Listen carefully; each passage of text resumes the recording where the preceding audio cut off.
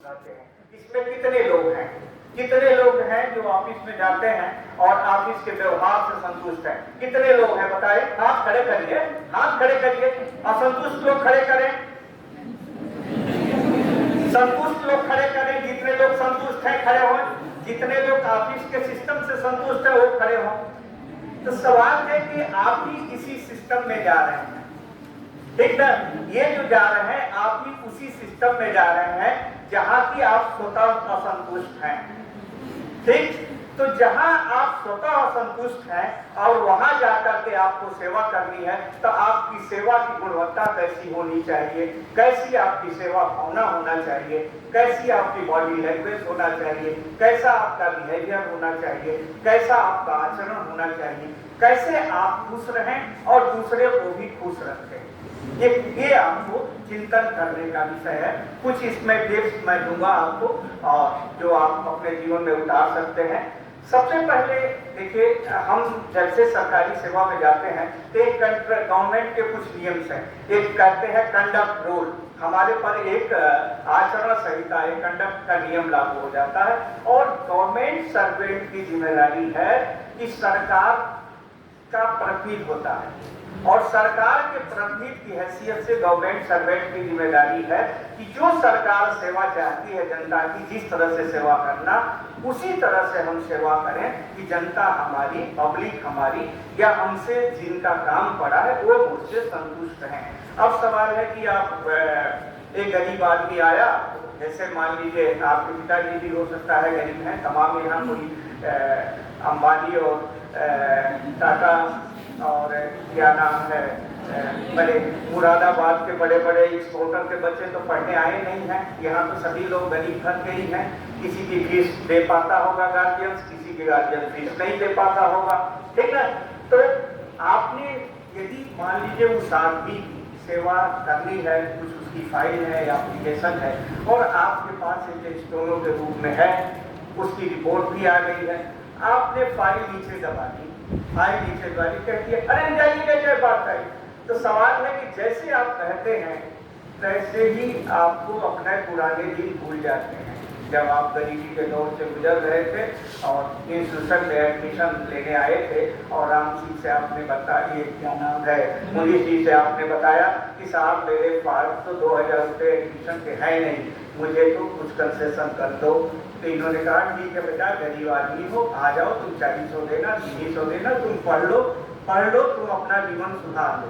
अभी इन्होंने एक छोटा सा दृष्टांत बताया कि जो लोग सिलेक्टेड कैंडिडेट थे इनको बुलाया इन्होंने, तो ये आप इसी से देख सकते हैं कि आदमी कितना सेल्फिश है, कितना स्वार्थी है।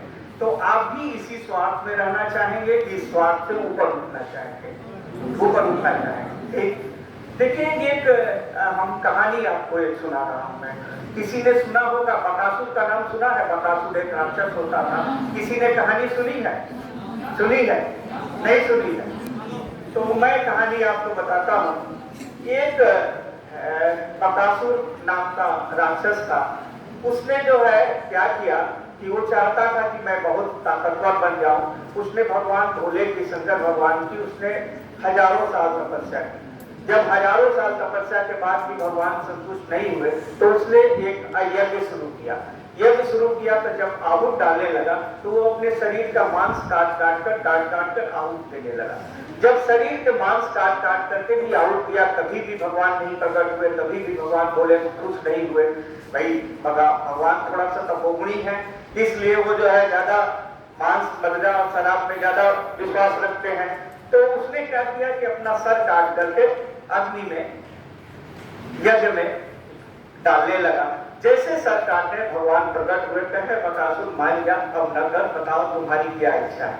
तो बकासुर ने कहा भगवान मुझे ऐसी शक्ति दो, ऐसा वरदान दो कि मैं विश्व का सबसे, या इस धरा का, इस पृथ्वी का, इन तीनों लोगों का ऐसा शक्तिशाली बन जाऊं कि जिसके सर पर हाथ रख दो वही जल जाए। तो भगवान ने कहा जा ऐसा ही हो, ठीक? अब उसने कहा राक्षस आदमी उसकी प्रवृत्ति, उसने क्या किया, कहा भगवान सबसे पहले इस वरदान का मैं आप ही के ऊपर आजमा रहा हूं। अब भगवान के ऊपर उसने हाथ रखना चाहा, भगवान भागे, भोलेनाथ भागे भागते भागते भागते भागते उन्होंने पूरा तीनों लोगों का चक्कर लगाया, ब्रह्मा जी के पास पहुंचे। ब्रह्मा जी ने भी कहा कि भाई मेरे पास इसका निदान है नहीं, आप जाइए भगवान विष्णु के पास। वो भगवान विष्णु के पास गए, क्योंकि वही सबके स्वामी हैं, सभी सबसे बड़े हैं। तो उनके पास जब भगवान विष्णु के पास गए तो भगवान विष्णु ने कहा भाई चलिए ठीक है, मैं आपकी बात सुनता हूँ। तो वो छोटा सा एक बालक का रूप डाल के ब्रह्मचारी का, और वो रास्ते में खड़े हो गए। और जैसे बकासुर दौड़ते हुए आया, उसने कहा भैया बकासुर रुको भाई रुको, कहाँ इतना दौड़ते हुए जा रहे हो, तुम्हारा शरीर थक गया है, इसी शरीर से ही तो तुमको सब कुछ करना है, इस शरीर का ध्यान तो रखा कर, तुम थके जा रहे हो, थोड़ा सा विश्राम कर लो, जल पी लो। तो उन्होंने भगवान को ने उनको जल पिलाया, बकासुर को थोड़ा सा शांत किया। बकासुर जब शांत हुआ तो उन्होंने पूछा कि भाई कहाँ आप भागे जा रहे हो। तो भाई वो तो उनको तो मालूम ही था। उन्होंने कहा, बकासुर ने कहा कि मैं भगवान शंकर ने हमें वरदान दिया है कि जिसके सर पर हम हाथ रखेंगे उसकी जो है उसको भस्म हो जाएगा। अब मैं इस वरदान का भगवान भोले पर ही आजमाना चाहता हूँ। तो उन्होंने कहा, भगवान विष्णु ने कहा कि बकासुर भोलेनाथ तो ऐसे ही है, वो तमोगुणी आदमी है, वो झूठ साच बोलते रहते हैं। और उन्होंने ये कह दिया होगा, ये उनका कहीं वरदान कहीं फलित हुआ है। तो कहा साहब बिल्कुल आप सही कह रहे हैं, क्यों आप परेशान हो रहे हो, यदि वरदान उनका फलित होता तो तुम अपने ही सर पर हाथ रख के देख लो। तो बकासुर ने अपने सर पर ही हाथ रखा। अब सवाल है बकासुर कैसे, तो उसका अंत हो गया। तो सवाल है कि ये सिस्टम ने आपको नौकरी दी है, अब सवाल है कि सिस्टम को आपको बनाए रखना। सिस्टम क्या है, ये कोचिंग की व्यवस्था है, इन्होंने की है। तो यदि आप इससे जुड़े रहेंगे तो और लोगों को प्रेरणा मिलेगी। ठीक, गवर्नमेंट ने आपको नौकरी दी है, तो गवर्नमेंट का मकसद क्या है नौकरी देने का? मकसद क्या है? सेवा करना। क्या है? सेवा करना। तो आपने यदि सेवा का भाव अपने से हटा दिया और आप ही बकासुर बन गए कि जो भी आदमी आएगा मैं उसकी फाइल को ऐसे दबा दूंगा कि भस्म ही कर दूंगा, यदि वो पैसा नहीं देगा तो मैं उसकी फाइल को जला दूंगा। तो यदि आप चाहते हैं अच्छे इंसान बनना तो पहले चीज आप प्रण कर लीजिए कि हमें बकासुर नहीं बनना है। ठीक है, हमें सेवा भाव से नौकरी करनी है कि सामने वाला मेरे व्यवहार से, मेरे विचार से, मेरी सेवा से संतुष्ट हो जाए। दूसरी चीज, सेवा की कुछ मर्यादा है कि समय से ऑफिस जाना, लोगों की काम करना, और ऐसा नहीं क्या साहब अभी रुक जाइए मैं चाय पी रहा हूं। भाई आप चाय पी रहे हैं, लेकिन वो आदमी बाहर से जो आया है, कितनी दूर से आया है, कितना थका है, कितना परेशान है। देखिए मैंने देखा कि छोटी छोटी सेवाएं हैं। यदि कोई आदमी गांव का निर्धन आया, कोई विधवा माता आई और उसने कहा साहब पेंशन कैसे मिला, कोई समाज कल्याण में भी जाएगा, विभिन्न विभागों में जाएगा, प्रोफेशन में भी जाएगा, कहे साहब पेंशन हमें कैसे मिल पाएगी। पेंशन की कुछ प्रक्रियाएं हैं कि एप्लीकेशन ऑनलाइन डालना पड़ता है, उसकी वित्त प्रमाण चाहिए, आय प्रमाण पत्र चाहिए और एक खाते का विवरण चाहिए। आपको ये डिटेल दिया था, आपके पास सरकार ने कंप्यूटर दिया है, उसमें नेट भी दिया है, आपने उसके फॉर्म को ऑनलाइन कर दिया और ये रिपोर्ट निकाल के दे दिया कि भाई आपका फॉर्म मैंने ऑनलाइन कर दिया, ये आपकी प्रक्रिया के तहत आपका ये हो जाएगा। तो आपने एक छोटी सी काम किया तो कम से कम वो आदमी 50 जगह, वो महिला या माता 50 जगह दुआएं देते हुए आपकी प्रशंसा करते हुए जाती है। तो आपको एक अच्छे सेवक बनना है। जैसे राम सिंह ने त्याग और तपस्या के साथ आपको पढ़ाया है, दिखाया है, इनकी अपनी सात्विक प्रवृत्ति है, इसी प्रवृत्ति को भी आपको भी अपनाना है। अब सवाल है, दूसरा पॉइंट देख लेते हैं कि हैप्पीनेस। सबसे पहले हम जीवन में सुख ढूंढते हैं कि कैसे हम खुश रहा करें, कैसे खुश रहे। सुबह से शाम तक आदमी यही करता है, घर में भी इसी बात है, हम कैसे खुश रहे। घर में भी जब झगड़ा होता है, माताजी साहब झगड़ा करती हैं, अपने पिताजी से झगड़ा करती हैं, भाई से झगड़ा, कहते हैं 2 मिनट मुझे चैन से नहीं बैठे। यही करते हैं, 2 मिनट चैन से नहीं बैठने देता ये मेरा भाई इतना बदमाश है कि 2 मिनट चैन से नहीं बैठा, मेरे सुख चैन इसने छीन लिया, ये मुझे खुशी देखना ही नहीं चाहता। यही करते हैं।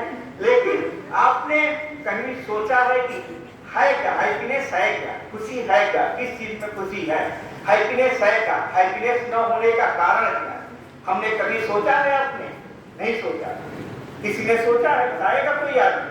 कोई भी बताना चाहेगा आगे पीछे कहीं भी? देखिए, हम एक छोटा सा दृष्टांत से लेते हैं, इसको भी एक्सप्लेन करते हैं आपको कि हमारे अंदर कमी क्या। उसी एक्चुअली ऐसा है कि जो हम बकासुर बनकर खुश होना चाहते हैं।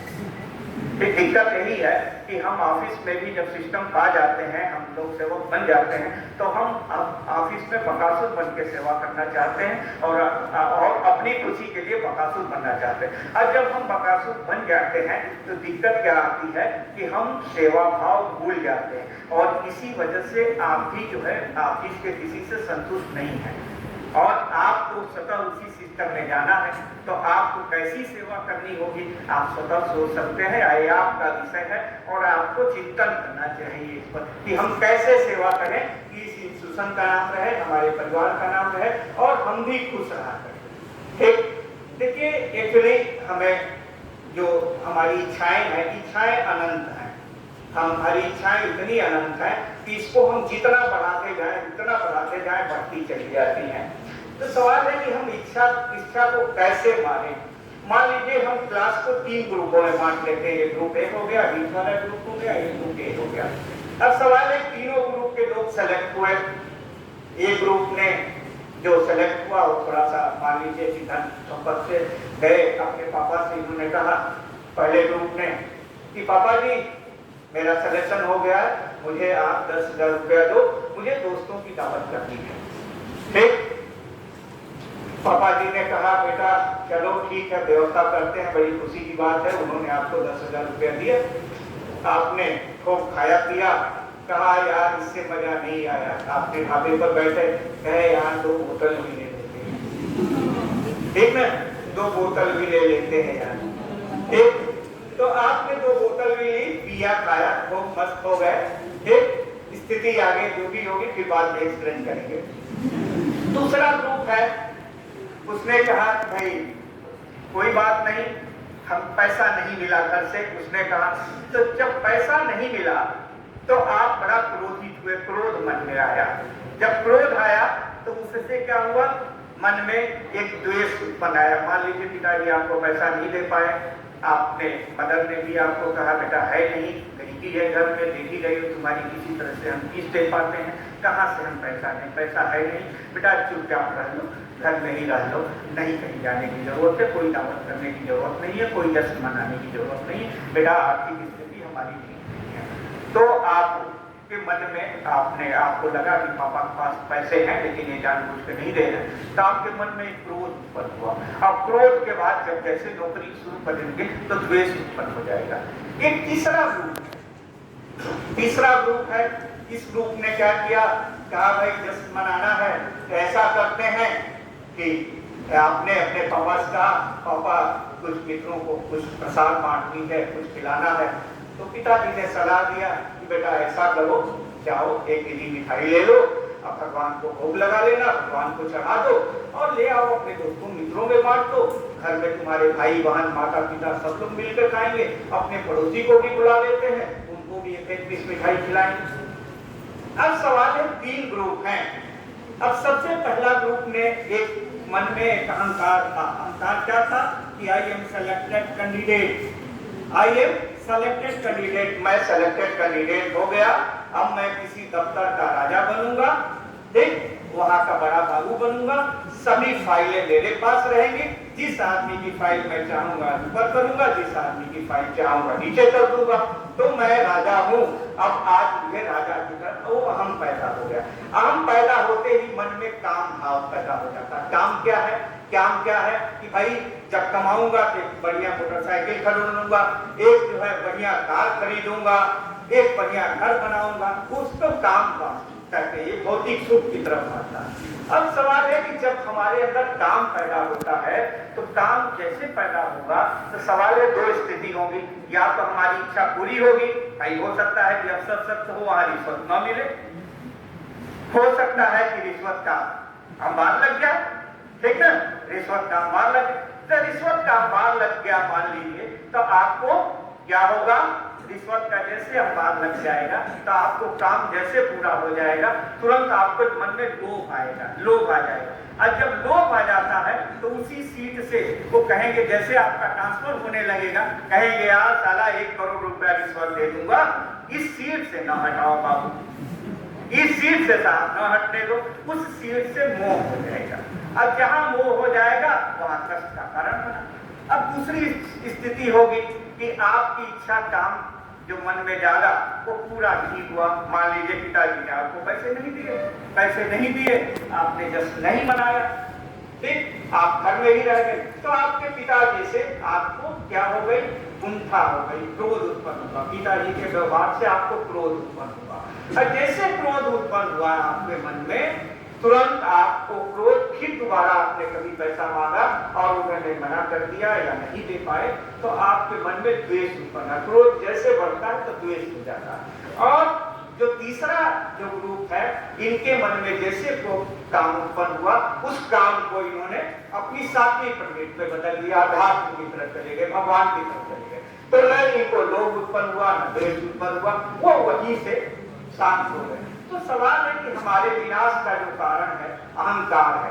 हम कितना जब सरकारी कुर्सी मिल जाती है, सरकारी कुर्सी पर बैठते हैं, तो इतना मन में अहंकार होता है कि हम उसी अहंकार में ही हमेशा भूलते घुटते रहते हैं, उठते रहते हैं और उसी अहंकार से उबर नहीं पाते हैं। तो हम अपना सेवा भाव और अपना जो नैसर्गिक काम है कि हमारी सेवा करना, आदमी कहते हैं कि गरीब की सेवा भगवान की सेवा है, तो गरीब की सेवा करने के बजाय हम बकासुर वाले रास्ते पर चले जाते हैं और जिससे हमारी पतन शुरू हो जाता है। जैसे हमारे पास ज्यादा धन आएगा, हम अलग अलग व्यसन पालेंगे, अलग अलग शौक पालेंगे, अलग अलग जब शौक पालेंगे तो वो हमारे कष्ट का कारण, जितनी हम भौतिक चीजें बढ़ाएंगे उतने हमारे कष्ट का कारण बनेगा और उससे हमारी 25 बीमारी हो जाएगी। और जब 25 बीमारी हो जाएगी तो क्या हम कहेंगे साहब कि सब चीज है मेरे पास, बंगला है, घोड़ा है, गाड़ी है,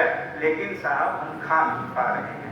तो यही कह करके घुट करके हम मरते रहते हैं। तो मेरा ये कहना है कि थोड़ा सा अपनी प्रवृत्ति को सेवा भाव में और सात्विकता में डेवलप करिए। उन्होंने भी अपनी सात्विक प्रवृत्ति की वजह से ही आपको यहाँ तक पहुँचाया है। सिर्फ इनमें यदि थोड़ा सा भी लालच होता, मुनीश कुमार साहब में थोड़ा सा भी इनके मन में लालच होता कि मैं नहीं मैं 1000 रुपये फीस से कम नहीं दूंगा, तो आप 1000 दे नहीं पाते, यहाँ इंस्टीट्यूशन में पढ़ नहीं पाते, अपना भविष्य नहीं बना पाते। तो इसलिए मेरा ये कहना है कि इस इंस्टीट्यूशन को न भूलिए, इस सिस्टम को न भूलिए और जो आप इससे आप असंतुष्ट रहे हैं वहां आप जाकर के ऐसा एक मर्यादित और आदर्श स्थापित करिए कि किसी से ये नहीं करिए नहीं फाइल तब निकलेगी जब 500 का नोट होगा। ये आपको मर्यादा स्थापित नहीं करनी है, आपको सेवा भाव की मर्यादा स्थापित करनी है और कम में संतुष्ट रहना। मतलब यदि आपको जो सरकार गवर्नमेंट सैलरी